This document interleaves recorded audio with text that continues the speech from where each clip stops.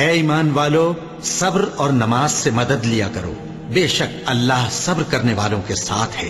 اور ہم کسی قدر خوف اور بھوک اور مال اور جانوں اور میووں کے نقصان سے تمہاری آزمائش کریں گے، اور صبر کرنے والوں کو بشارت سنا دو کہ ان لوگوں پر جب کوئی مصیبت واقع ہوتی ہے تو کہتے ہیں کہ ہم اللہ ہی کا مال ہیں اور اسی کی طرف لوٹ کر جانے والے ہیں۔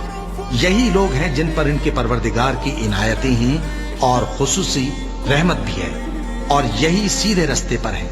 اور رنج و تکلیف میں صبر اور نماز سے مدد لیا کرو، اور بے شک نماز گراں ہے، مگر ان لوگوں پر گراں نہیں جو عجز کرنے والے ہیں، جو یقین کیے ہوئے ہیں کہ وہ اپنے پروردگار سے ملنے والے ہیں اور اس کی طرف لوٹ کر جانے والے ہیں۔ اور اللہ کی راہ میں مال خرچ کرو اور اپنے آپ کو ہلاکت میں نہ ڈالو، اور نیکی کرو، بے شک اللہ نیکی کرنے والوں کو دوست رکھتا ہے۔ مومنو، اسلام میں پورے پورے داخل ہو جاؤ اور شیطان کے پیچھے نہ چلو، وہ تو تمہارا کھلا دشمن ہے۔ پھر اگر تم احکام روشن پہنچ جانے کے بعد لڑکھڑا جاؤ تو جان رکھو کہ اللہ غالب ہے، حکمت والا ہے۔ کیا تم یہ خیال کرتے ہو کہ یوں ہی بہشت میں داخل ہو جاؤ گے، اور ابھی تم کو پہلے لوگوں کی سی مشکلیں تو پیش آئی ہی نہیں؟ ان کو بڑی بڑی سختیاں اور تکلیفیں پہنچیں اور وہ صعوبتوں میں ہلا ہلا دیے گئے، یہاں تک کہ پیغمبر اور مومن لوگ جو ان کے ساتھ تھے سب پکار اٹھے کہ کب اللہ کی مدد آئے گی۔ دیکھو، اللہ کی مدد ان قریب آیا چاہتی ہے۔ اے نبی، لوگ تم سے پوچھتے ہیں کہ اللہ کی راہ میں کس طرح کا مال خرچ کریں۔